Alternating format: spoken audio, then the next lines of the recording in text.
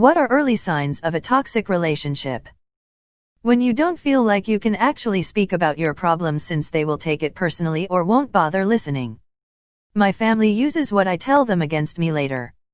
When every argument is your fault and you have to be the one to apologize every time. That was something I really hated, especially as a person who constantly blames myself for stuff that's not my fault. Definitely didn't help that. When they do something that makes you uncomfortable, and they get mad at you for expressing your discomfort. You shouldn't feel so bad about it. Like, wow, I'm sorry, I'm not just the amount of hurt you think I should be in response to the hurtful thing you did.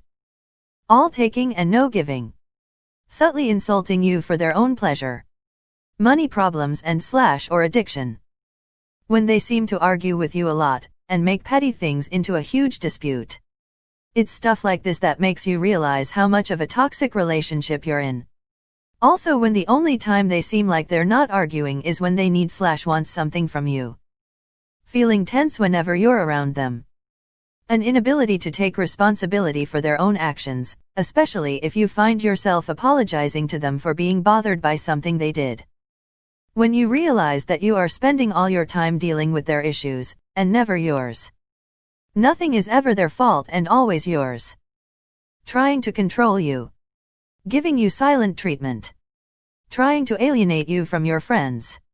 Making you choose between them and your family / career / passion. Trying to police your social media.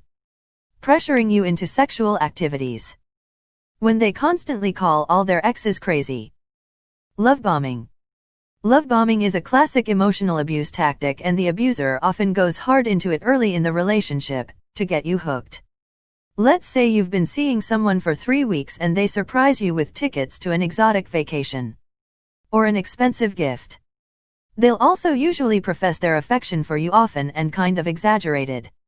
Lots of no one else has ever made me feel like this kinda stuff. That way you get attached quickly and form positive perceptions of this person, so that when the abuse starts you A, don't leave because you know they're good underneath it, and B, they can weaponize it against you as a guilt trip. That's not to say every fast-paced relationship is emotionally abusive, mind you.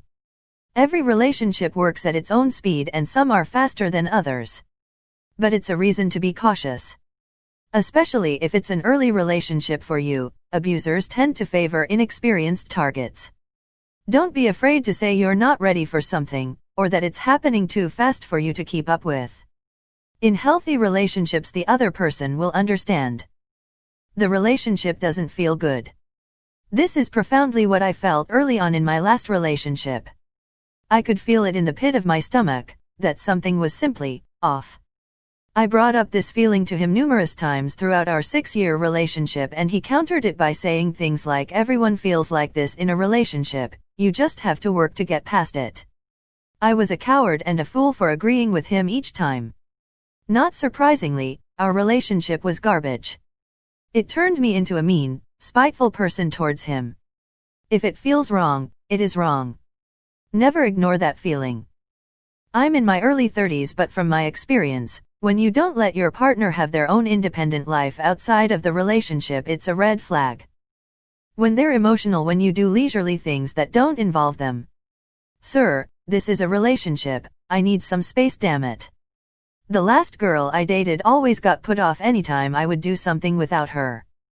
Keep in mind, I would hang out with her every day, I would make plans with her, we would go out every weekend, I would surprise her with fun dates a few times a month, we would spend nights together, probably 4 to 5 nights a week. I can honestly say that 90% of my free time was spent with this girl, yet she still got upset over that 10% that I didn't always want to give to her. Like, is it so bad that sometimes I just want time to myself? Or that I just want to spend some nights playing Xbox with my friends who I never get to see anymore? It's like she never noticed the time I gave her, only the time I didn't. Very disheartening, tbh. When they start isolating you from your friends and wanting to know what you've been doing, or where you've been, all the time. Or making you feel bad for not being with them. I feel like it goes both ways. I mean, it would be a sign of a toxic relationship if you started isolating yourself too and making yourself feel bad every time you're not around them. When you have to psyche yourself up to before you see them. When you have to map out regular conversations beforehand in your head to prevent an explosion. Gaslighting. Run fast. It never ends. I assume you don't talk about lamps. My English isn't good, can you explain it? When you have to constantly and carefully police your words and actions to avoid setting them off. Whether it's an anger thing or a drama thing, whether it's over jealousy/suspicion or neediness or them being critical or whatever, if you have to constantly walk on eggshells because it will make your life stupidly difficult if you accidentally say or do something wrong that triggers them to respond irrationally, you know you have a problem. I think this is a good thing to pay attention to because it's non-specific to the type of problem. It applies equally to physical, emotional, and psychological abuse and to those who are just energy-sucking due to their own personal issues which may not be abusive at all. In addition to many of the more obvious ones here, 1. Not apologizing and not taking responsibility for their actions. 2. Always constructing a narrative that absolves them of responsibility in any issue. Both of these indicate an unwillingness to admit fault in any way that bruises their ego. On a small level, it's not "sorry I made us late because I lost track of time," it's "well, you should have called me to make sure I had eaten before we got close to the time to leave, and why does the extra half hour matter anyway?" In my experience, this eventually turned into every issue, big or small, being 100% my fault no matter what, plus a dramatic rewriting of history to save her ego after the fact. To quote myself, and I'm sure many others, when it's good it's the best ever, when it's bad I want to die. A lot of people have that sentiment in bad relationships. What they don't realize is that the good was never as good as they thought it was, it just seemed that way because the bad was so bad. Also, toxic partners often bank on you clinging on to the good days so you don't leave them when they put you through hell. If, according to them, everyone they've ever dated before you mistreated them /is crazy /is to blame for their trust issues etc., and you're the first person who has ever treated me well, be very careful. It absolutely could be true, but often people who are incapable of taking responsibility for their behavior create narratives like this around their past conflicts, and it can be very easy to get sucked in. The ego validation alone can be pretty seductive. The biggest ones I can think of are, moving too quickly, pressuring you into a relationship, living together, children etc. too fast and not taking no for an answer. Disparaging remarks and general disrespect for your family, friends, and often other random people like waiters. That's an early sign of alienation and also narcissism. Emotional manipulation. Do you try to start a conversation about your feelings, only to come out realizing they made the whole thing about them? Do they make you feel bad if you ever try to criticize them or express your own needs? It might be them manipulating you. Running hot and cold. 1 minute being all lovey-dovey, then being cold and distant. Massive red flag. Asking questions about previous relationships in seemingly good faith, then throwing that information back in your face later on. Constantly questioning you about your whereabouts, and implying that you've been up to no good when you've been hanging out with friends or even family. Not really complimenting you unless it's masked in a criticism or insult. Sabotaging your relationships by starting fights or calling your friends a bad influence. Basically, when you have a partner who you can't trust to have your back or best interests in hard times, then it's time for you to move on, period. Don't wait for them to change, they won't. You are having a conversation and all of a sudden they take offense at some misperceived slight. Then they blow it up out of nowhere, then go on and on and on until you are in a fight and now you are defending yourself for some non-existent bullshit. Being blamed for everything. 1. If being around them makes you tired. 2. If you feel like you aren't being your full and true self. 3. They overstep boundaries or don't understand why a boundary is being placed. This is a big one. 4. They're not kind to others. 5. You feel as though they are hiding something big from you. 6. If you aren't a priority. 7. If you are way too much of a priority. 8. They try to touch you or kiss you before you're ready, then don't respect that you've told them to stop or asked them to wait. 9. They make rude comments about strangers when you meet. 10. Inflated opinion of themselves and going on about how much different or better they are than other guys/girls you've been with. Controlling behavior. It can start out as seeming like they are only looking out for your being by always having to be with you or asking who is on the phone/hanging right next to you when you use it. Showing signs of being hurt that you are talking to, let's say, your best friend, and not talking to or hanging out with them and then getting mad at you for it. The phone part is debatable. Could be just curiousness. Me and my partner usually ask each other that because we both don't get much phone calls, so when we do I usually assume something has happened or an emergency has went on. From my own experience, if you begin to question, no matter how tentatively or quietly, whether a relationship is unhealthy or if a partner is controlling/abusive, then you already know the answer. That is the main thing I would say. Because as has already been said, the abuse happens gradually and it is hard to pinpoint where it started, but it gradually becomes more normal to the person being abused as it increases. And the abuser will gaslight and make you doubt and question everything. So the second it enters your mind that it is even a possibility, trust that thought.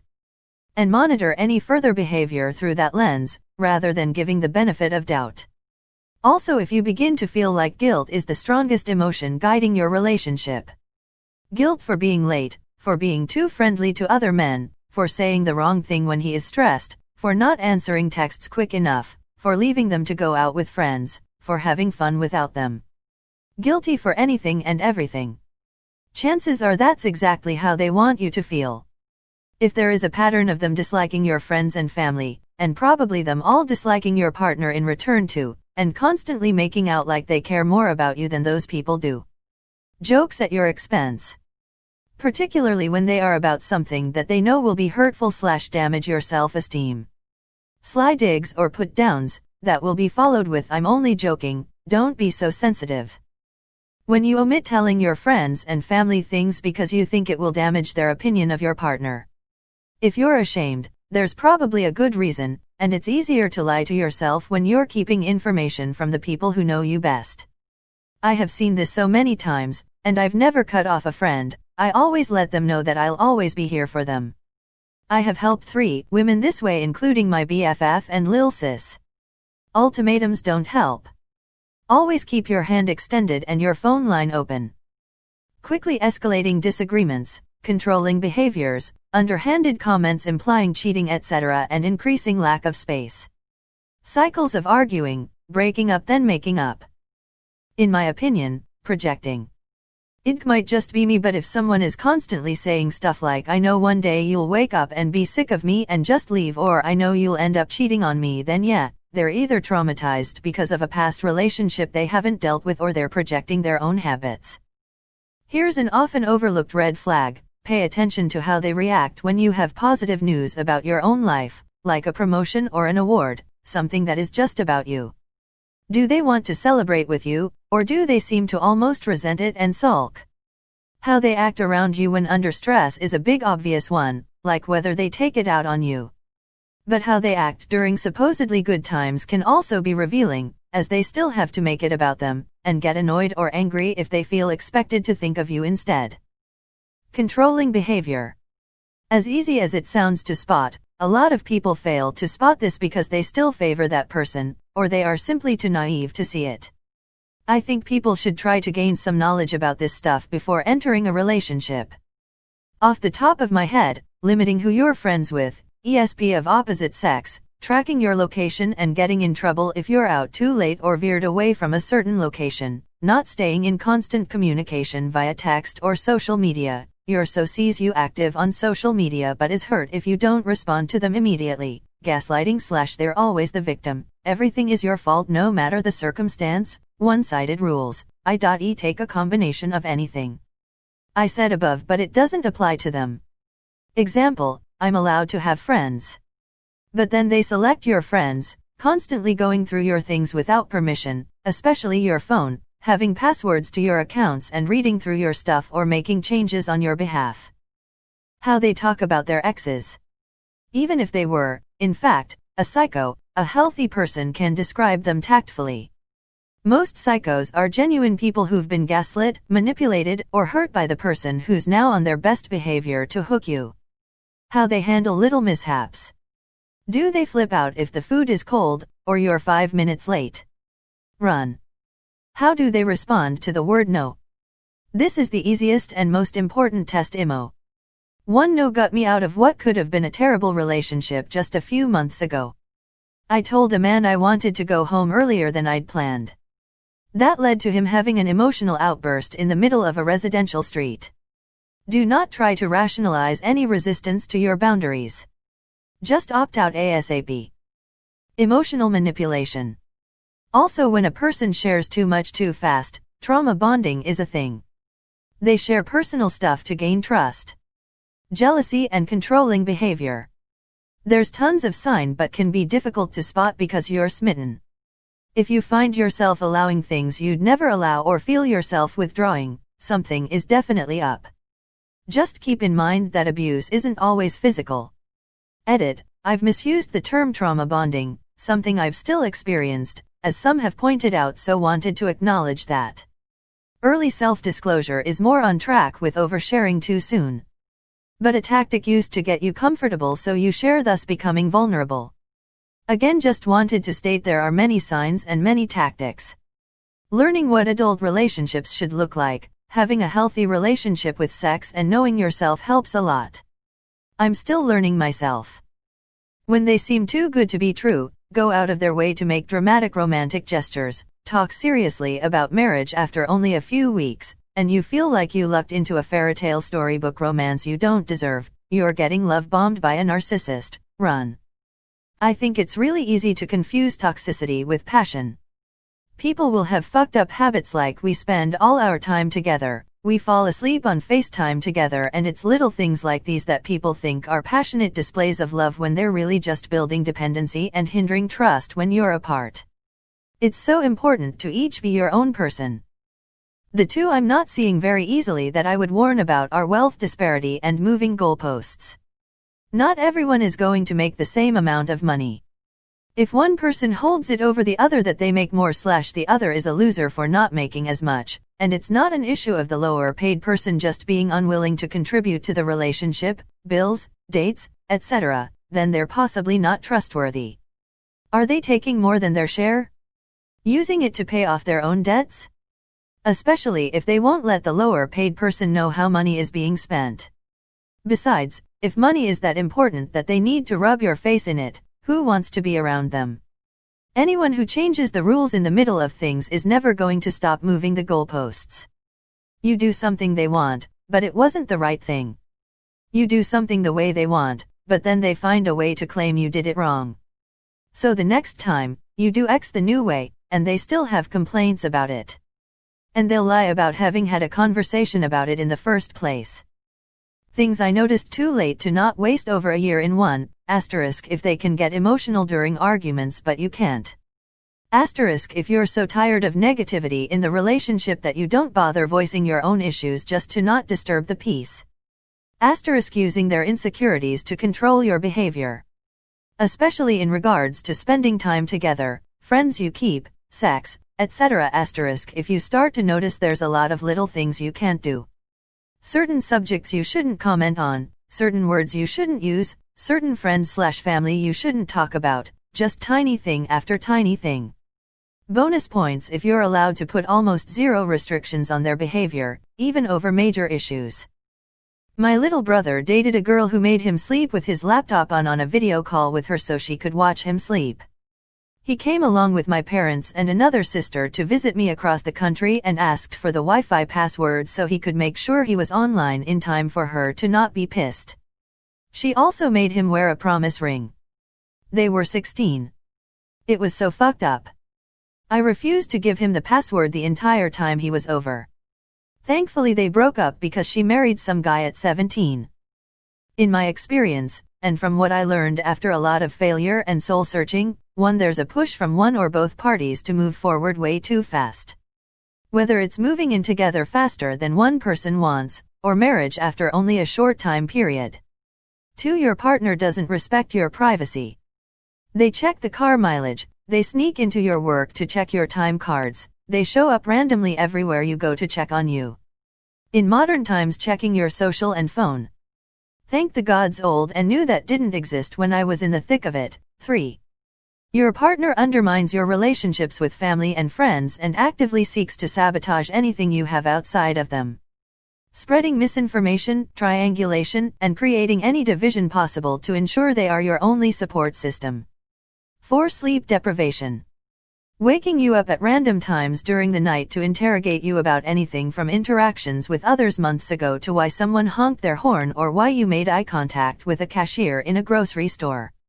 5. Telling you they could do much better, but they really like you and you should be grateful, because no one else is going to love you or want you. 6. They make you feel physically or emotionally unsafe. 7. They think your distress is a joke, or something you should just lighten up about. If any of this is hitting home, talk to me. I'm here. When you are dating in hopes of a commitment, but the other party informs you, after being intimate, they just want to be friends with benefits. Friends with benefits is not exactly toxic if it's a mutual agreement. However, I have had several attempted relationships fail after deceptions that the relationship was leaning toward exclusive, but that changed after sex.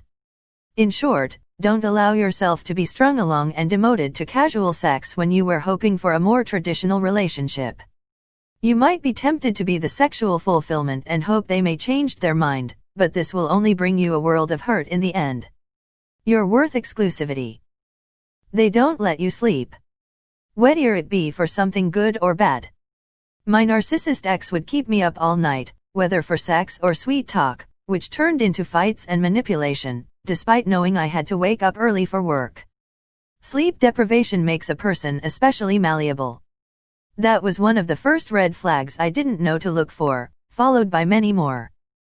Controlling behavior, putting you down, speaking down on you, even as a joke, not listening to your concerns, feelings, forcing you to do uncomfortable things, isolating you from family and friends.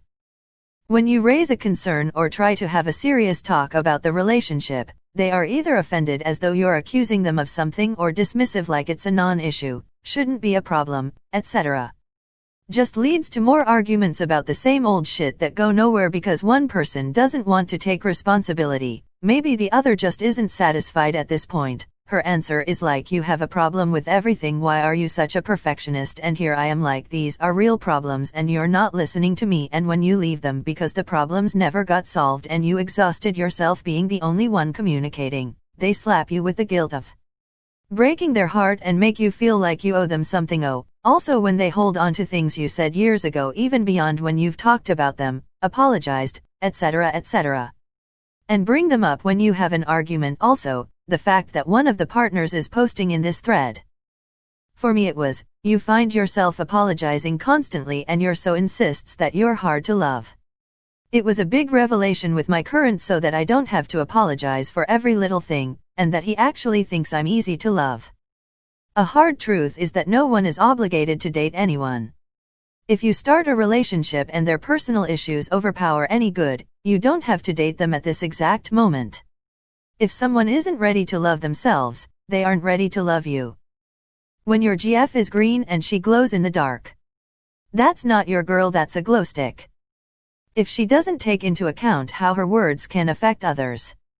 Had an ex-girlfriend who said I would just piss in her gene pool if we had kids. I'm a short man and was a tall woman. Same ex bragged about her sex life with the ex before me to all our friends while I was there. She didn't mean any of those things to hurt me, but she wanted to try to be funny or cool without taking into account how her words would affect others. Too much too soon. Absolutely euphoria, merging lives together, complete infatuation with each other. This might be okay, but if you want to hang with your friends, they don't respect your individuality. You find yourself throwing everything into the relationship, but you are not married and it's still early. Passive aggression, especially directed at you. Getting upset when you don't perform expectations that you never agreed to and / or that they never communicated to you. Consistently placing blame and judgment on others while assuming they are perfect and / or a victim. Demanding all of your time, this has the effect of alienating you from your friends without the confrontation. Taking no interest in what makes you happy. The list goes on. Wants to be in charge of your life. Complains about everything, even the small things. Makes you choose between that person and friends / family / careers / hobbies. When doesn't want to understand that you need your space. When that person destroys your property, like when you build scale models as a hobby and that person destroys it because you don't give him / her enough attention. Narcissism. That person will blame everything on you, If 3 or more aspects here mentioned are relatable to your situation, that means your relationship is at Chernobyl levels. Run away as fast as you can. Being constantly late to meet you or saying they will come over and not showing up for 2 hours when they live 15 minutes away. This is a red flag I missed on my ex. It shows how little respect they have for your time, which often translates into a lack of respect for you. When they don't let go of the past. And I'm not talking about something like cheating, that would be a different subject but like either simple things or something they just can't shake. I say it's time to let the past go and just live on. So if they are constantly bringing up bad experiences from the past, time to go. My wife and I have been going through a cycle where we started criticizing things that we each did. That has then grown into some really steady negative comments by each of us towards each other. Yesterday, I was in the shower, and realized that this isn't healthy to our relationship and actually brought it up today. I will cease to contribute to this constant negativity. That may be an early sign of a relationship turning toxic. A narcissist's prayer that didn't happen, and if it did, it wasn't that bad, and if it was, that's not a big deal, and if it is, that's not my fault, and if it was, I didn't mean it, and if I did, you deserved it. When you work 12-hour nights, come home to make your own breakfast, feed 4 cats, do the washing up because she doesn't want to damage her 65-pound shellac nails, or whatever you call it, she gets out of bed 30 minutes before leaving, every day for 4 years, and only rarely makes tea, wants you on your first day off to do the cleaning, which causes a ruckus between you both, so in order to make amends and calm the situation, you decide to ask what's going on, and you get we don't spend enough time together. So you decide to compromise and say, okay, from now on when I'm off on the weekends wake me up early and we'll go out, etc. Alarm wouldn't wake me because I was knackered, run down all the time, shit job. Then on the first day of this being agreed, she decides to leave you in bed and go out with her mum to returneth with a 2,000 pounds coach. We struggled to feed the cats FFS, only to find out the coach barely fits into the living room, rectangle room, corner sofa, and just general shit like that. Not talking but arguing all the time, trying to find some middle ground only to have her ignore you, especially when it comes to cash. Oh, but my dad said, piss off, you're just adding your last lot of finance onto your new car and it's not worth it. Rant over. Drops the mic and walks off stage to the bar, ordering a double whiskey, necks it and leaves.